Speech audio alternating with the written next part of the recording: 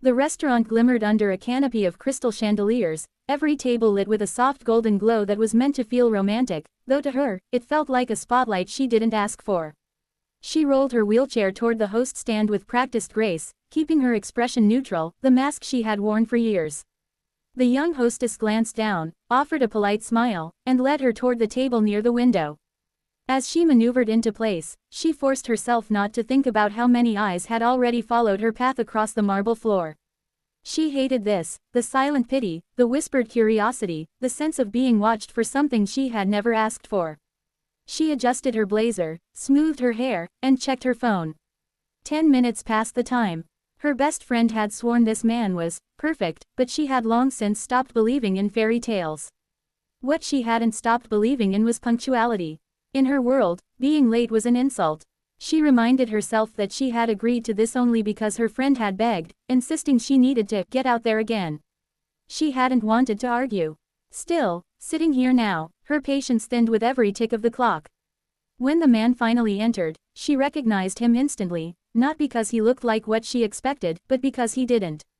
While the other diners wore pressed suits and tailored dresses, he stood in the doorway with broad shoulders and a rugged presence that felt entirely out of place. His shirt, though clean, bore faint stains that hinted of grease, and his jeans had the worn look of someone who worked with his hands, not in an office. He ran a hand through his messy hair, scanning the tables until his eyes found hers. And then, almost sheepishly, he smiled. Her stomach dropped. This was the date. He walked over quickly, clearly nervous, and in his rush, bumped the corner of a waiter's tray. A glass rattled, nearly tipped, and the sharp clink of silverware made a few heads turn. She shut her eyes briefly, exhaling through her nose. Already a disaster. Sorry, hi, he said, pulling out the chair across from her before realizing she wouldn't need the gesture. He fumbled, placed it back awkwardly, and sat down, clearing his throat. Well, I guess I'm your blind date. She tilted her chin, giving him a cool, assessing look. You're late. I know, he said quickly, running a hand across the back of his neck. Traffic. And, I had to finish up at the shop. The shop? She asked, arching a brow. I'm a mechanic. Run a garage just outside the city. His voice carried no shame, but he was watching her carefully, gauging her reaction. A mechanic. Her friend had set her up with a mechanic. She glanced down at the menu in front of her, biting back the irritation that bubbled up. This wasn't about his profession, it was about how wildly mismatched they were. She had expected someone who at least understood her world, someone she could talk business or strategy with. Instead, she was sitting across from a man who smelled faintly of motor oil. The waiter appeared, and in the shuffle of menus, the man reached for his glass too quickly, knocking it over. Water spilled across the table, rushing toward her phone. Without hesitation, he grabbed his napkin and pressed it against the flood, muttering curses under his breath. A few nearby diners tittered, whispers echoing like judgment. She sighed, lifting her phone just in time. Is this your usual first impression? He looked up, cheeks flushed. Not my best night. The sharp retort forming in her mind stalled when she noticed something in his eyes. Genuine embarrassment, yes, but also an openness, an honesty she hadn't seen in the men who usually circled her life. The CEOs, the investors, the men who spoke in polished phrases and calculated smiles, they were never this unguarded. Still, she straightened her spine. She had built her empire on control, on never letting others see weakness. Tonight would be no different. Let's order, she said firmly, signaling the waiter back. As he scrambled to blot the table dry, he cracked a crooked smile. At least you'll never forget this date. She didn't laugh. Not yet. Instead, she looked out the window at the city lights shimmering against the dark sky and wondered how long she had to endure before she could politely excuse herself. Deep down, though, a whisper she quickly ignored asked if maybe, just maybe, this disaster wasn't as predictable as she thought. Their meals arrived, plated with the precision of an artist, but the silence between them was far less refined. She pushed her fork into the delicate salmon, cutting it carefully, though she wasn't truly hungry. Across the table, he picked up his knife with an ease that suggested fine dining wasn't his comfort zone. He looked like he'd rather be leaning over an engine than navigating the unspoken rules of a place where napkins were folded like origami. So, she began, her tone measured, tell me about your garage. She forced the word out with polite interest, though it came out flatter than she intended. He swallowed a bite before answering. It's nothing fancy. Just me, a couple guys, and a whole lot of cars. People bring their beat-up sedans, sometimes classics. I fix them, keep 'em running. Been at it since I was a teenager. That's practical, she said, taking a sip of her wine. Practical wasn't a compliment in her world, it meant small, limited, unambitious. He caught the edge in her tone. His eyes narrowed, but not in anger, more like he was trying to figure her out. Practical, sure, but you know, when a single mom can't afford a new car, and I keep her old one alive another year, that matters.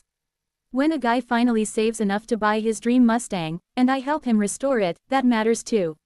She didn't reply immediately. His passion was evident, but it clashed with everything she valued.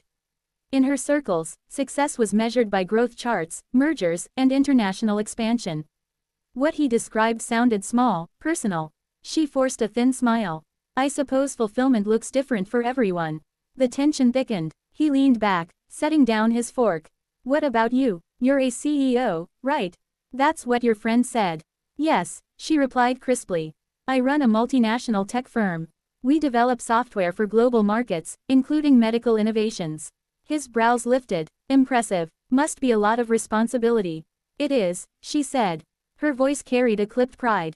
But responsibility comes with rewards. He tilted his head, studying her. Do you actually like it, though? Or is it just climbing ladders because that's what's expected? The question startled her. Most men either praised her achievements with hollow admiration or shrank under the weight of them. No one had ever asked if she liked it. She stiffened. I didn't get here by chance. I fought for my position, and I thrive in it. That's not something everyone can understand. Guess not, he said, though his tone wasn't mocking. It was curious, almost gentle. He cut another piece of steak, chewed slowly, then added, but it sounds like maybe you don't get much time to breathe. She bristled, sensing a judgment hidden in his words. I don't need breathing space. I need results. That's what leadership requires. The pause that followed stretched uncomfortably. Nearby, couples laughed softly over their wine, the sound grating in her ears. She reached for her glass again, more for something to do than thirst. When her fork slipped from her hand and clattered to the ground, she froze. Normally, she would have called the waiter or managed awkwardly with her reach. But before she could, he was already crouched, retrieving it without hesitation.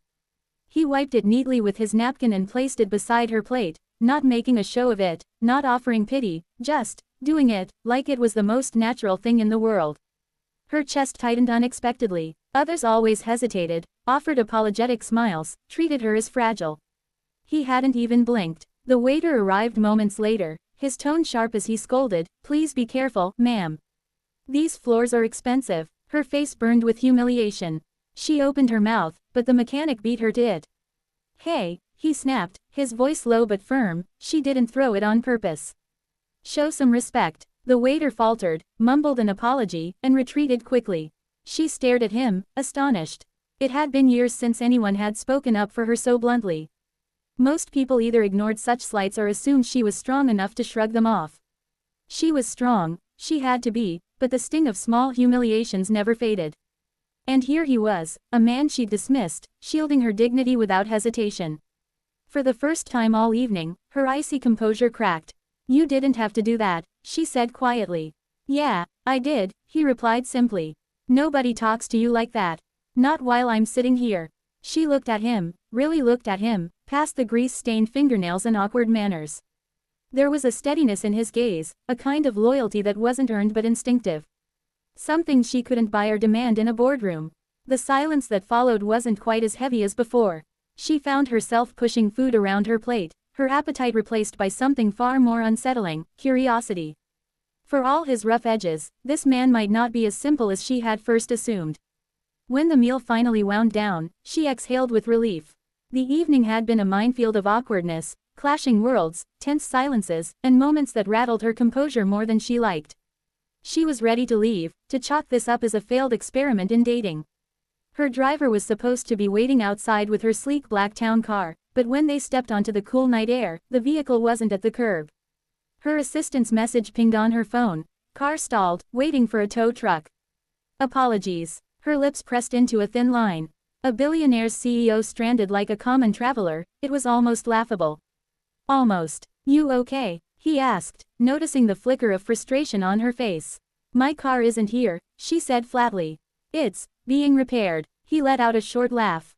Guess even the fancy ones break down. She shot him a look that could slice glass. It's not funny. Didn't mean it that way, he said quickly, holding up his hands. Then his grin returned, more relaxed.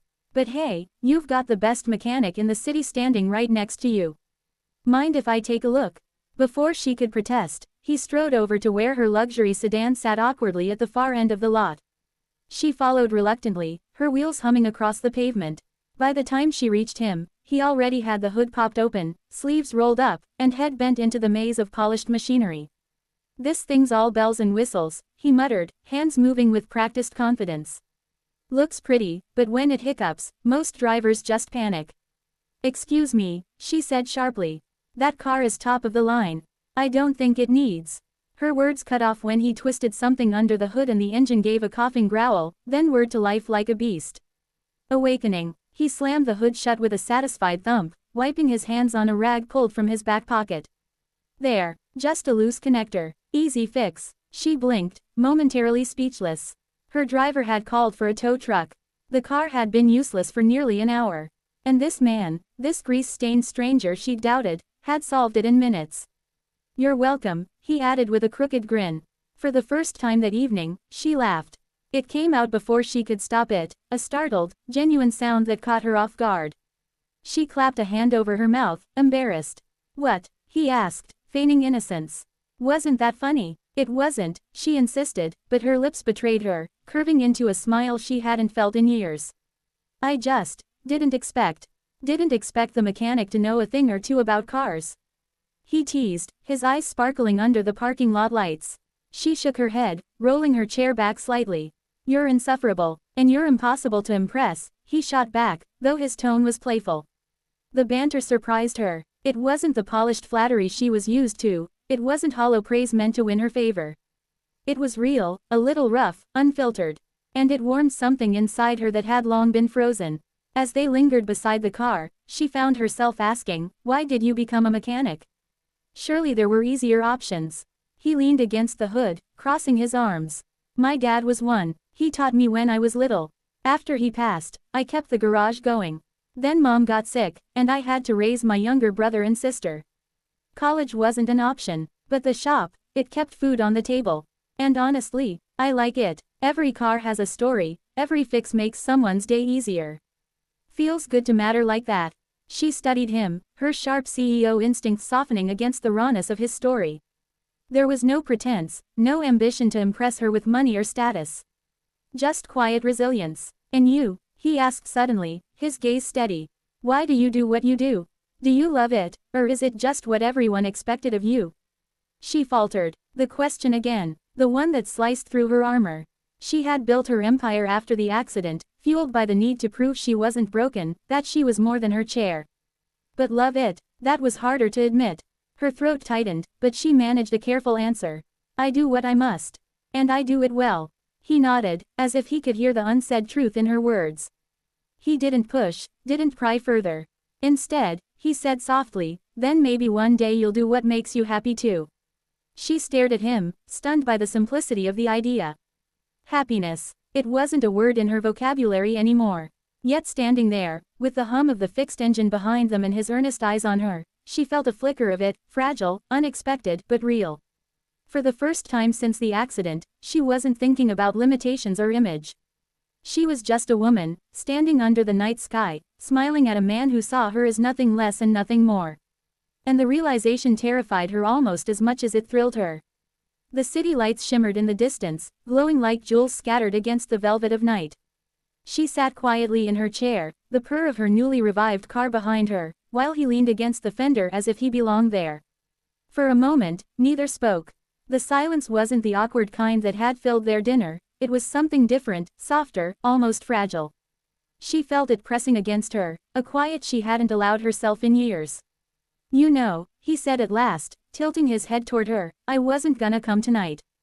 Her brows lifted. Really? He shrugged, looking almost sheepish. Yeah, your friend told me you were, well, you. Big-time CEO, fancy life, all that. And me, I fix cars for a living. Didn't think you'd see me as anything but a mistake. She blinked, caught off guard by his bluntness. You're right, she admitted, her voice low. When you walked in, I did think it was a mistake. He laughed, a sound full of warmth instead of offense. Figures. Guess I lived up to it, huh? She should have corrected him, softened it, but instead she found herself smiling faintly. You were different, not what I expected. Different bad or different good? He pressed. Her eyes lingered on him, taking in the rough edges she had spent the evening silently judging, the calloused hands, the faint grease stains that even soap couldn't erase, the clothes that didn't quite belong in places like this. Yet, she thought of how naturally he had defended her, how effortlessly he had fixed what her driver couldn't, how he had made her laugh when she thought laughter was something she'd buried. Different, she repeated, her voice softer now. Different in a way I didn't know I needed. His grin widened, though he didn't gloat. He just nodded, as if he'd been waiting to hear that all along. A breeze swept across the lot, tugging strands of her hair free. She tucked them back, suddenly aware of how close he was standing. Her heart thudded uncomfortably in her chest, not from fear but from something she hadn't felt in so long, anticipation. You've got this wall, he said after a moment, his voice quiet, almost hesitant. I don't blame you for it. World probably gave you a lot of reasons to build it. But, for what it's worth, I like what's behind it. The woman who laughs when she doesn't mean to. The one who doesn't need saving, but still lets someone help her pick up a fork. Her throat tightened. No one had ever spoken to her like that. Not business partners, not suitors, not even her well-meaning friends. People admired her strength, pitied her past, or marveled at her accomplishments. But no one had ever said they liked her, stripped of all the armor. She looked down, her fingers tightening on the wheels of her chair. You make it sound so simple. Maybe it is, he said. Doesn't have to be complicated. The honesty in his words left her defenseless. For so long, her life had been about complications, contracts, strategies, barriers, expectations. Yet here stood a man who asked for none of it, who wanted nothing but the person she had hidden away. She lifted her gaze back to him, and for the first time in years, she let herself be seen, not the CEO, not the woman in the chair, but simply herself. Thank you, she whispered. He tilted his head. For what? For reminding me that I'm still, me. That I can still, she trailed off, unable to finish. Smile, he asked gently. Her lips curved, and this time she didn't stop it. The smile came easily, naturally, spilling across her face like sunlight breaking through clouds. It startled her, how effortless it was, how warm it felt after years of restraint. His eyes softened, and for a beat, they just held each other's gaze, the night stretching around them like a secret.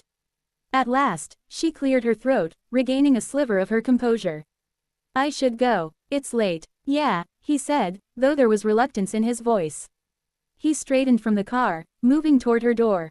Without making it awkward, he opened it and stood by, waiting until she transferred into the seat. He folded her chair with surprising care, tucking it neatly into the trunk like he'd done it 100 times before. When he closed the trunk, he leaned down by her window. So, was tonight the worst blind date ever? She hesitated, her smile tugging wider. It was the most unexpected one. I'll take that, he said with a grin. Means I've got a shot at a second. Her heart jumped, but she masked it with practiced calm. We'll see. He stepped back as she started the engine, giving her a casual salute. As the car pulled away, she glanced in the rearview mirror. He was still standing there, hands in his pockets, watching her with a quiet confidence that made her chest ache in the best possible way. For the first time since her accident, she drove away not thinking about what she had lost, but about what she might still gain. And she realized that maybe, just maybe, this disaster had been exactly what she needed.